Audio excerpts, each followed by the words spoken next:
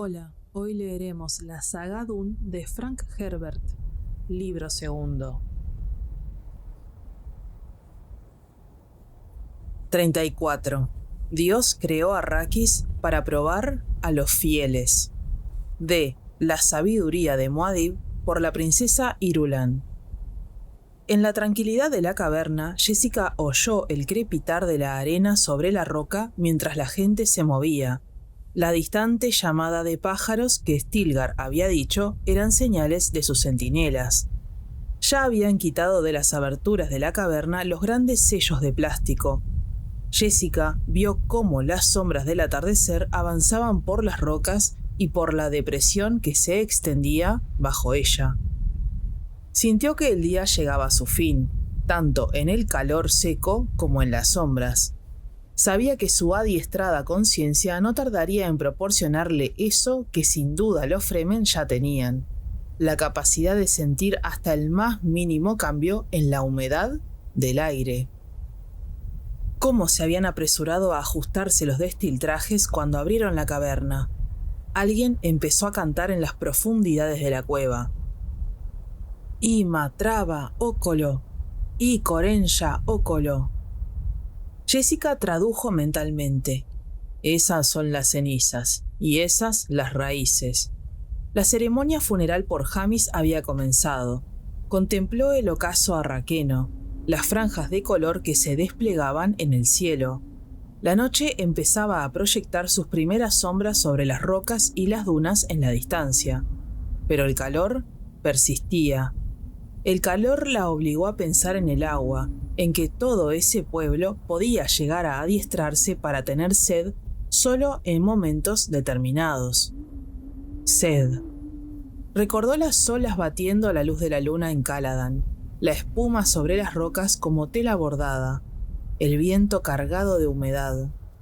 La brisa que ahora agitaba su túnica abrazaba las partes de sus mejillas y mentón que quedaban expuestas.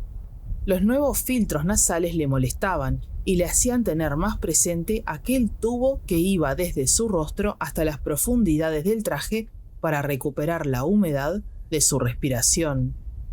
El traje era un sauna. Tu traje te resultará más cómodo cuando tu cuerpo contenga menos agua, le había dicho Stilgar.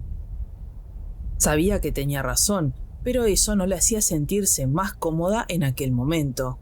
La preocupación inconsciente por el agua era como una pesada losa en su mente. No, se corrigió, lo que me preocupa es la humedad. Era un problema más sutil y profundo.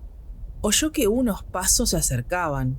Se dio la vuelta y vio a Paul salir de las profundidades de la caverna, seguido por Chani y su pequeño rostro.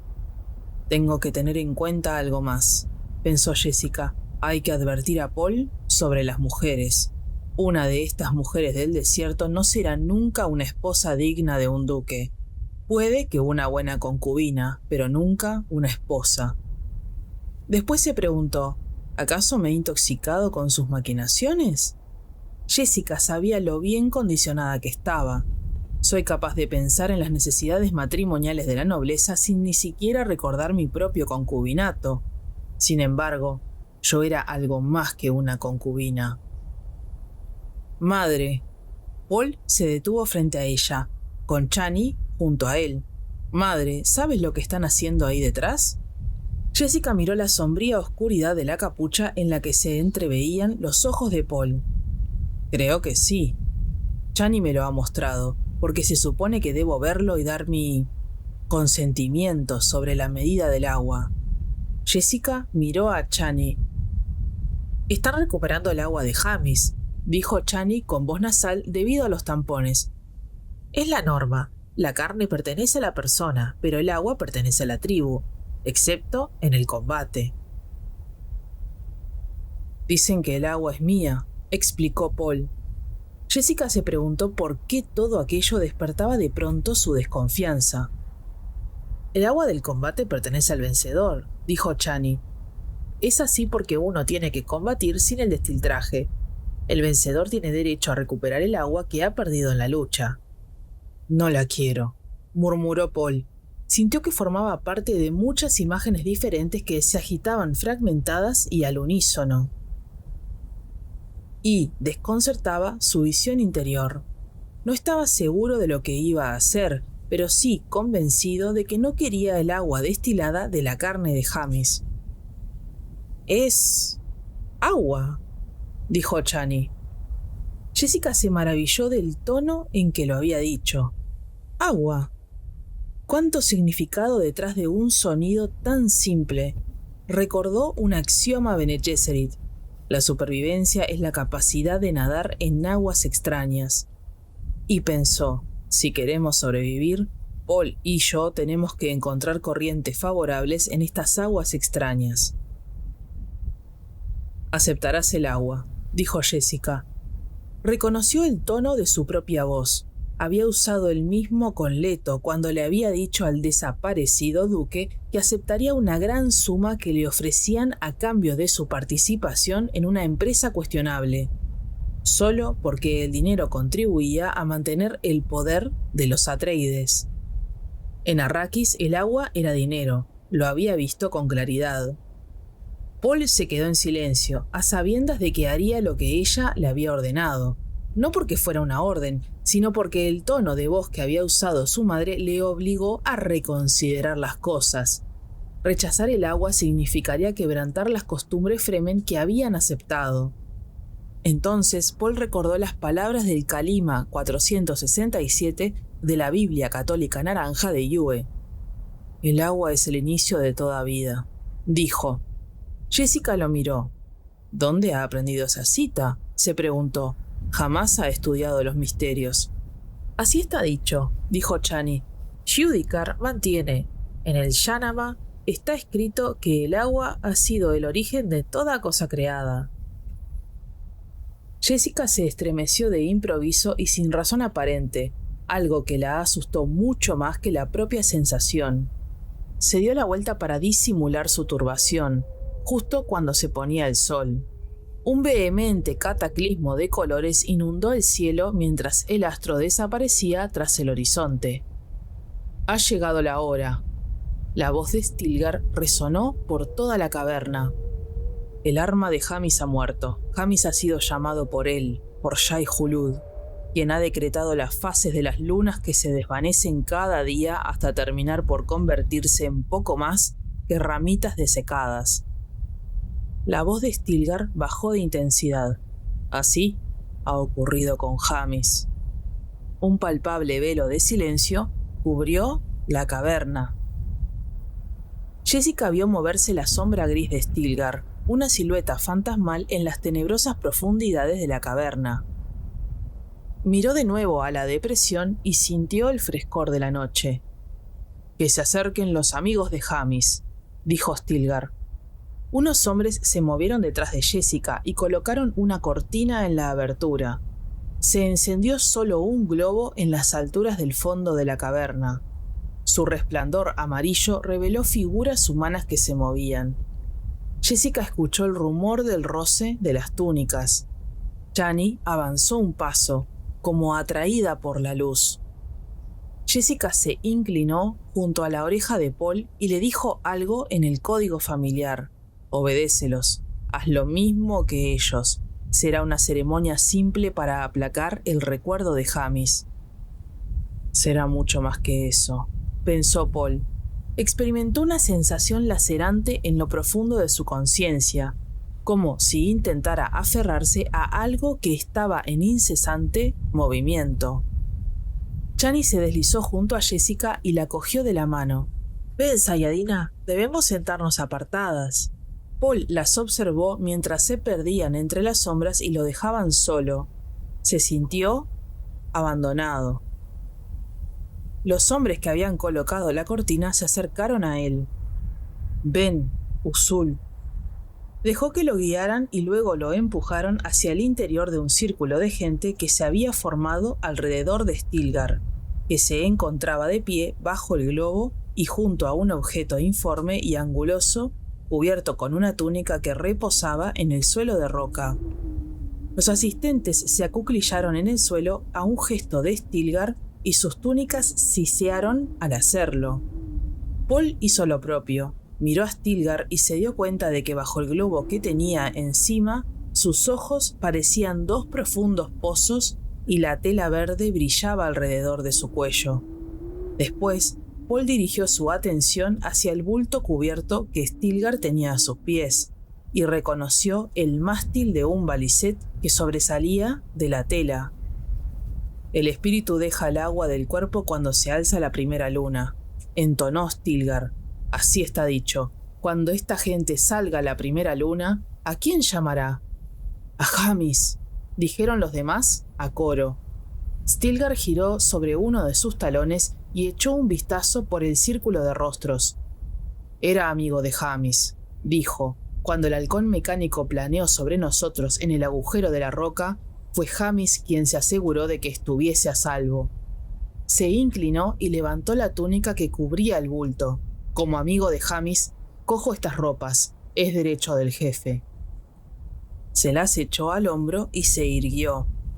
En ese momento, Paul vio lo que había debajo, el gris relucir de un destiltraje, un litrollón abollado, un pañuelo con un pequeño libro en el centro, la empuñadura sin hoja de un cris, una vaina vacía, un fragmento de tejido doblado, una parabrújula, un distrans, un martillador, una gran pila de garfios de metal del tamaño de un puño, un surtido de lo que parecían pequeñas rocas envueltas en un trozo de tela, un montón de plumas atadas juntas y el balisete colocado a un lado. Así que Jamis tocaba el balisete, pensó Paul. El instrumento le recordó a Gurney Halleck y todo lo que había perdido. Gracias a sus recuerdos del futuro, Paul sabía que algunas líneas de probabilidad podían llevar a un encuentro con Halleck, pero dichas intersecciones eran pocas y confusas. Eso le inquietó. El factor de incertidumbre lo dejaba perplejo. Eso quiere decir que tal vez algo que haga, algo que puede que haga, acabe con Gurney, o le devuelva la vida, o... Paul tragó saliva y agitó la cabeza. Stilgar volvió a reclinarse sobre el montón. Para la mujer de Jamis y para los guardias, dijo. Metieron las pequeñas rocas y el libro entre los pliegues de las ropas. El derecho del jefe, entonaron los demás. El marcador del servicio de café de Jamis, dijo Stilgar, y levantó un disco plano de metal verde. Se le ofrecerá a Usul en una ceremonia apropiada que realizaremos al volver al Sich. El derecho del jefe, entonaron los demás. Finalmente, cogió la empuñadura del cris y se irguió con ella en la mano. «Para la llanura funeral», dijo. «Para la llanura funeral», respondieron los demás. Jessica se encontraba al otro lado del círculo, justo enfrente de Paul, y asintió al reconocer el origen antiguo de aquel ritual. Luego pensó, esta mezcla entre ignorancia y conocimiento, entre brutalidad y cultura, todo se basa en la dignidad con la que tratamos a nuestros muertos. Miró a Paul y se preguntó, ¿se habrá dado cuenta? ¿Sabrá lo que debe hacer? «Somos los amigos de Jamis», dijo Stilgar. «No lloramos a nuestros muertos como una bandada de Garbarg». Un hombre de barba gris que estaba a la izquierda de Paul se puso en pie. «Yo era amigo de Jamis», dijo. Avanzó hacia el montón y cogió el distrans. Cuando me faltó el agua en el asedio de los dos pájaros, Jamis compartió conmigo la suya. El hombre regresó a su lugar en el círculo. «¿Se supone que yo también debo decir que era amigo de Jamis?», se preguntó Paul. «¿Esperan de mí que coja algo de ese montón?». Vio que los rostros se giraban hacia él durante un instante. «Sí que lo esperan». Otro hombre en la parte opuesta a Paul se levantó, se acercó al montón y tomó la parabrújula.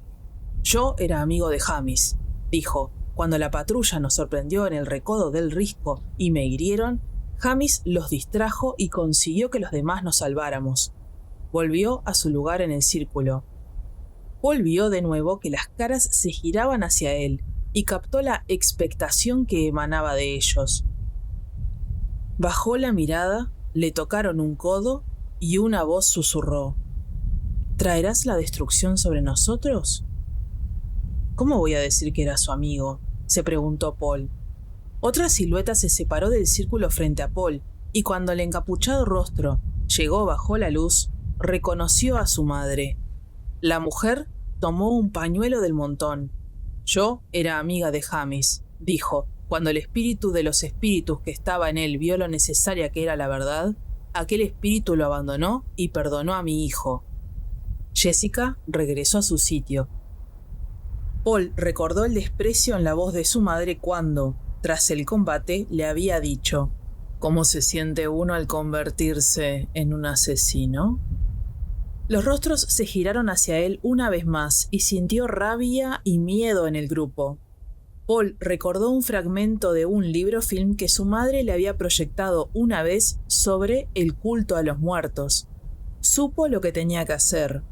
Paul se puso en pie, despacio. Un suspiro se elevó por todo el círculo. Paul notó que su yo disminuía progresivamente a medida que avanzaba hacia el centro del círculo. Era como si hubiese perdido una parte de sí mismo y supiera que iba a encontrarla allí. Se inclinó sobre el montón de objetos y cogió el balisét. Una cuerda resonó suavemente al rozar con algo de la pila. Yo era amigo de Jamis, murmuró Paul en voz muy baja. Notó que le ardían los ojos. Se esforzó en hablar más alto. Jamis me enseñó que cuando uno mata, tiene que pagar por ello. Me hubiese gustado poder conocerlo mejor. Regresó a su lugar en el círculo y se dejó caer en el suelo de roca sin ver nada de lo que le rodeaba. Una voz siseó: ¡ha derramado lágrimas! Se levantó un murmullo por todo el círculo. Usul ha dado humedad al muerto. Unos dedos le rozaron las mejillas húmedas y oyó exclamaciones ahogadas. Al oír las voces, Jessica percibió la importancia de lo ocurrido y se dio cuenta de las terribles inhibiciones frente al hecho de derramar lágrimas. Se concentró en las palabras. Ha dado humedad al muerto. Las lágrimas eran un presente al mundo de las sombras. Sin duda, serían sagradas. Nada de lo que había visto en aquel planeta le había dejado tan claro la gran importancia que tenía el agua. Ni los vendedores de agua, ni la piel deshidratada de los nativos, ni los destiltrajes o las leyes de la disciplina del agua. En aquel lugar era una sustancia mucho más valiosa que todas las demás. Era la vida misma, entremezclada con ritos y simbolismos. Agua. He tocado su mejilla, susurró alguien. He sentido el presente. Esos dedos rozándole el rostro habían alarmado a Paul en un primer momento. Apretó con fuerza el frío mástil del balisét, tanto que hasta las cuerdas se le clavaron en las palmas. Luego vio los rostros tras las manos que se extendían hacia él, esos ojos desorbitados y maravillados. Después las manos se retiraron y prosiguió el funeral, pero ahora había un vacío sutil alrededor de Paul. Los demás se habían apartado de él para honrarle con una soledad respetuosa. La ceremonia terminó con un canto grave. La luna llena te llama. Verás a Shai Hulud. Roja la noche, oscuro el cielo. Sangrienta la muerte que has tenido. Rogamos a la luna. Su faz es redonda. Nos traerá suerte y abundancia, y aquello que siempre hemos buscado en el país de la sólida tierra. A los pies de Stilgar solo quedaba un saco abultado. Se acuclilló y apoyó las manos sobre él.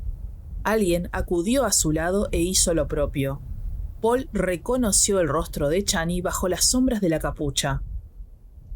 Jamis llevaba 33 litros y 7 dracmas y 1/3 del agua de la tribu, anunció Chani. Yo la bendigo ahora en presencia de una sayadina. Ekere Akairi, esta es el agua. Pilisin Folasi, de Paul Muad'Dib. Ibi Akabi, nunca más. Nakalás, Nakelás, lo que debe ser medido y contado. Ukairán, por los latidos del corazón. Han, Han, Han, de nuestro amigo Jamis. Se hizo un silencio brusco y profundo, y luego Chani se giró y miró a Paul. Después dijo: donde yo soy llama, tú serás carbón. Donde yo soy rocío, tú serás agua. Bilal Kaifa, entonaron los demás.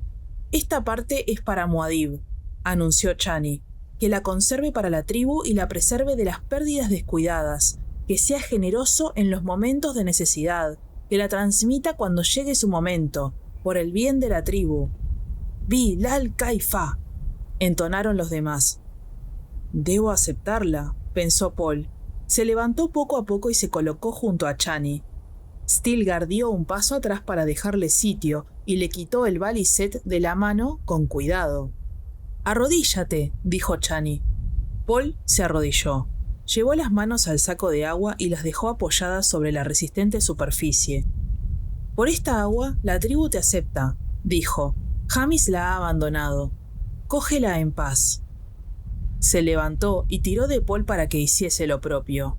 Stilgar le devolvió el baliset y abrió la palma de la otra mano para mostrarle una pequeña pila de anillos metálicos.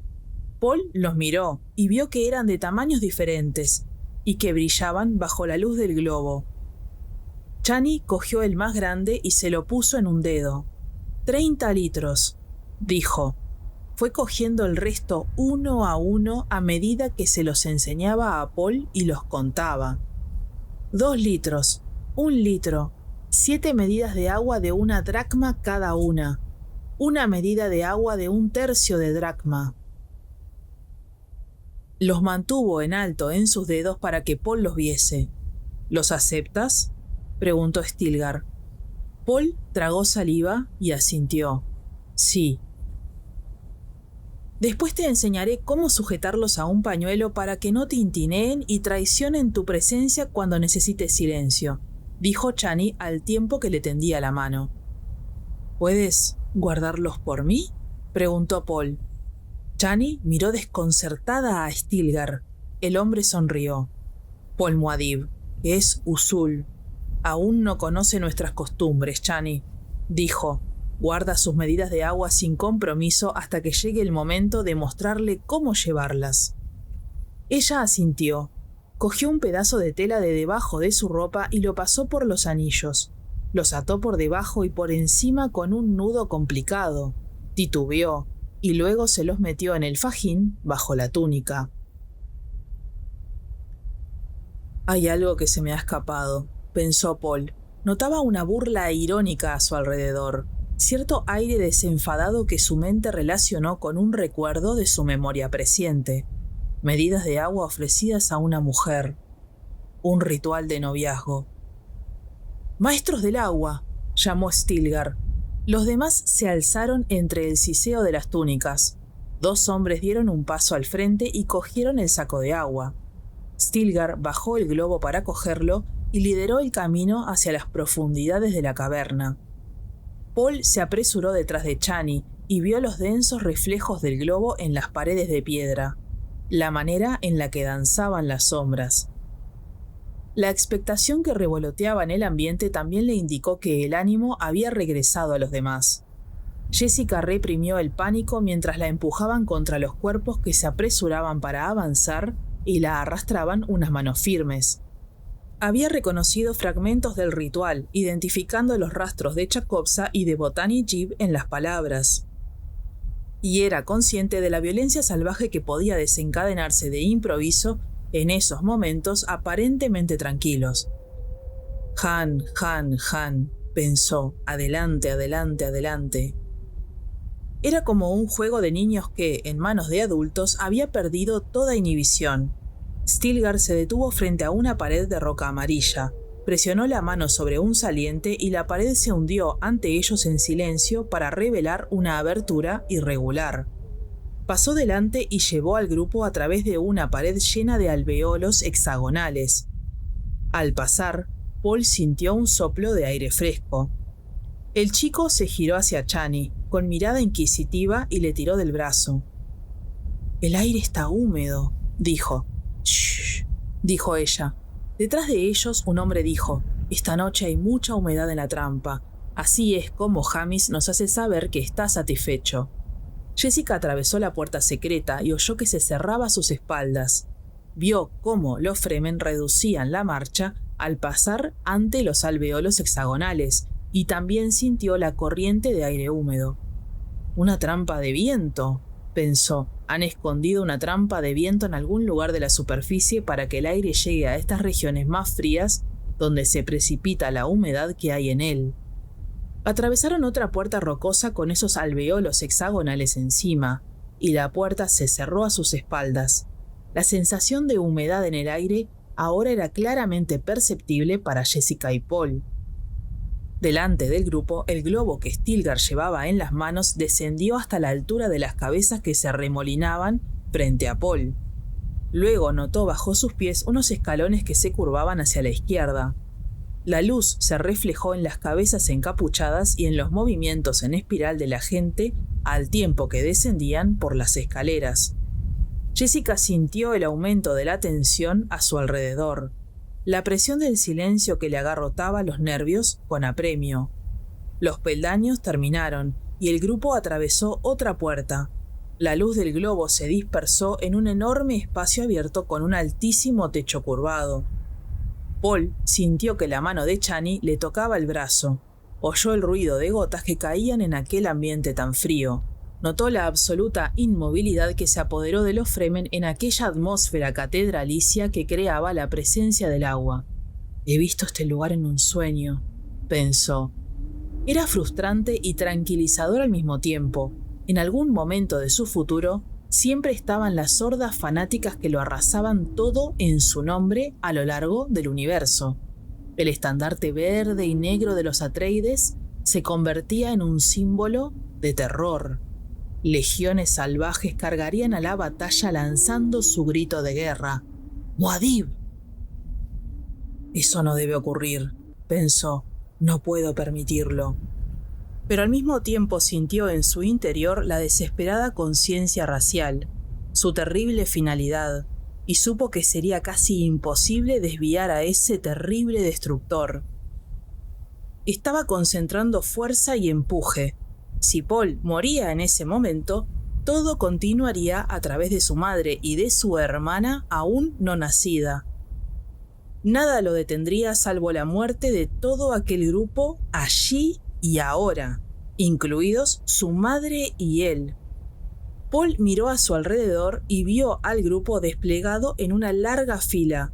Lo empujaban hacia una barrera baja esculpida en la misma roca. Al otro lado, a la luz del globo de Stilgar, Paul vio una extensión de agua oscura y serena. Se perdía en la pared opuesta, que apenas era visible en la vacía oscuridad, y que puede que se encontrase a unos 100 metros de distancia. Jessica sintió que su piel deshidratada se distendía en sus mejillas y su frente a causa de la humedad del aire. El estanque de agua era profundo. Sintió dicha profundidad y reprimió el deseo de hundir las manos en él. Se oyó un chapoteo a su izquierda. Miró a través de la sombría fila Fremen y vio a Stilgar con Paul a su lado, y a los maestros de agua que vertían su saco al estanque a través de un medidor de flujo. El medidor era un ojo gris y redondo que se encontraba a orillas del estanque. Vio que el puntero se movía a medida que el agua fluía a través de él, y que se detenía en los 33 litros, 7 dracmas y 1 tercio. Una magnífica precisión en la medida del agua, pensó Jessica, y se dio cuenta de que las paredes del medidor no retenían el menor rastro de humedad tras el paso de agua. El agua resbalaba por las paredes sin resistencia alguna. Era un hecho simple, pero que hablaba muy bien de la tecnología Fremen. Eran perfeccionistas. Jessica se abrió camino a través del grupo hasta llegar a Stilgar. Le dejaron pasar con una cortesía muy natural.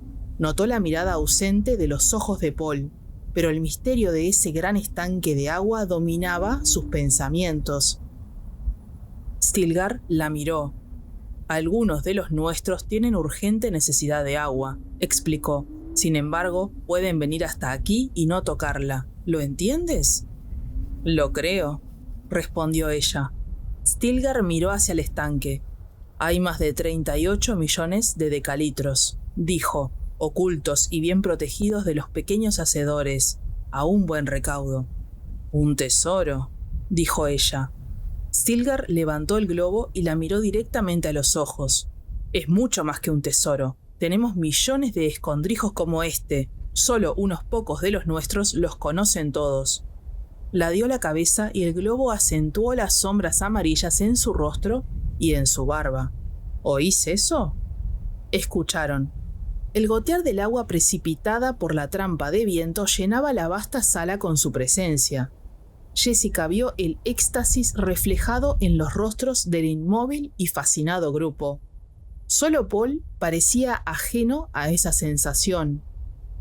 Para él, el sonido de cada gota era un instante más que pasaba. Sentía el fluir del tiempo, momentos que no podían ser recuperados.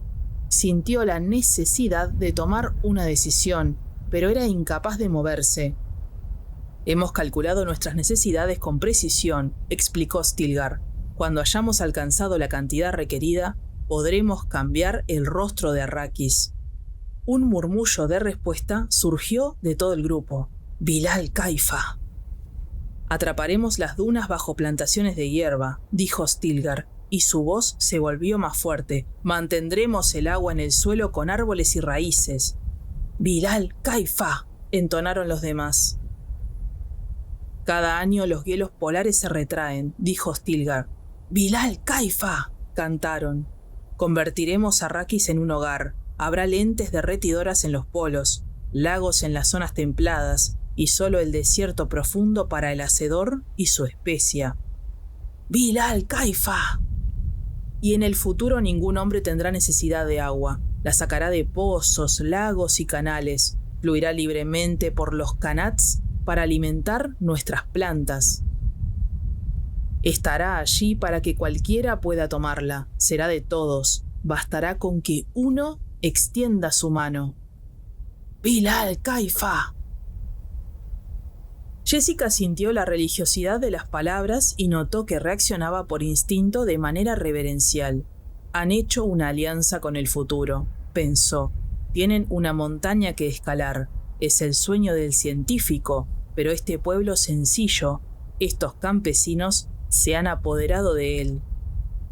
Pensó en Liet Kynes, el ecólogo planetario del emperador, el hombre que se había transformado en un nativo. Se maravilló por lo que había conseguido. Era un sueño capaz de hacerse con el alma de esos hombres, y sintió la influencia del ecólogo.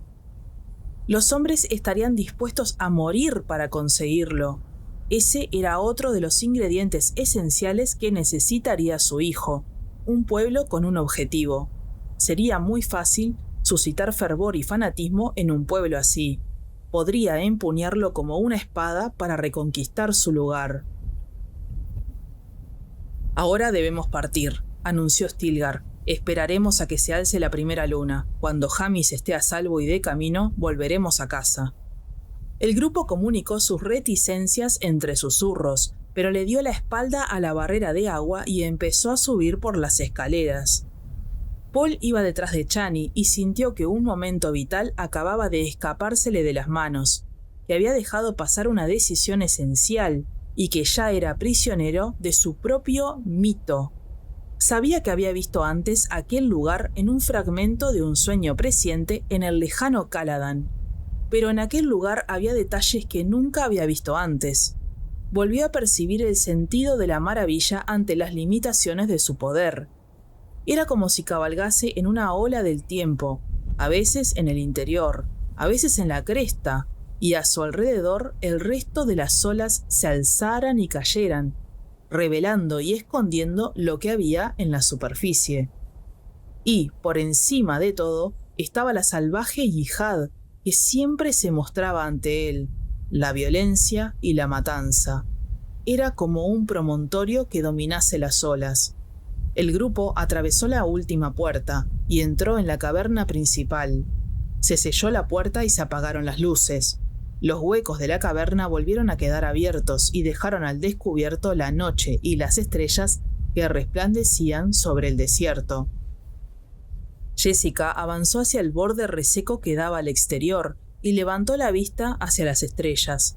Eran nítidas y brillantes. El grupo se agitaba a su alrededor y oyó a sus espaldas cómo alguien afinaba un balisét, así como a Paul canturreando el tono con la boca cerrada. Era un tono melancólico que no le gustaba nada. La voz de Chani resonó desde las profundidades de la caverna. «Háblame de las aguas de tu mundo natal, Paul Muad'Dib». «En otro momento, Chani, te lo prometo», respondió Paul. «Cuánta tristeza». «Es un buen balisét», dijo Chani. «Muy bueno», dijo Paul. «¿Crees que a Jamis le importará que lo use?» «Habla de los muertos en presente», pensó Jessica. Aquello tenía unas implicaciones que la turbaron. A Jamis le gustaba tocar algo a esta hora. Intervino un hombre. «Pues interpreta una de tus canciones», pidió Chani. «Hay tanta feminidad en la voz de esa chica», pensó Jessica. «Tengo que prevenir a Paul sobre sus mujeres. Y pronto». «Es la canción de un amigo mío», dijo Paul. «Supongo que estará muerto. Gurney. La llamaba la canción del anochecer». Los hombres se quedaron en silencio mientras la suave voz de tenor de Paul dominaba los acordes del balisét.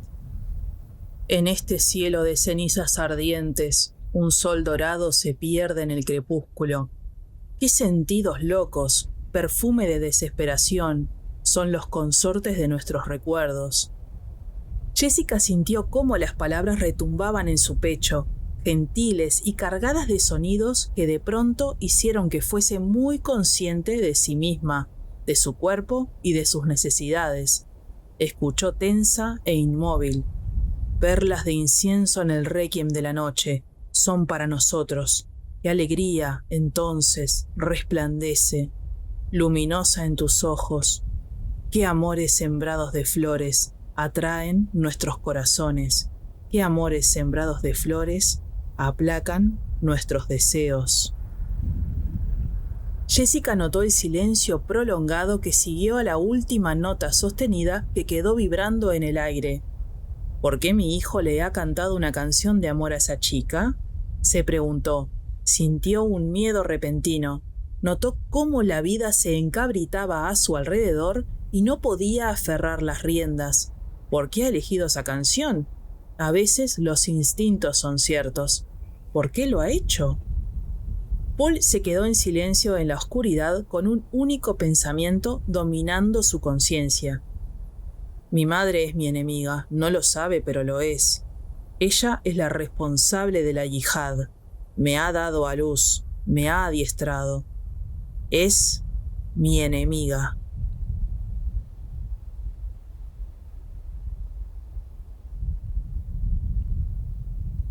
Hasta acá llegamos con el episodio de hoy. No olvides darle like, suscribirte y activar la campanita para que no te pierdas los próximos episodios. Déjame tus comentarios, opiniones o sugerencias para futuros videos. Ahora podés convertirte en miembro del canal para tener acceso anticipado a videos como este. Quiero dar un especial agradecimiento a los miembros Isabel Q, Janet García Pérez, Jonah Quintos y Aswas W9474. Gracias por el apoyo y nos vemos en el próximo capítulo.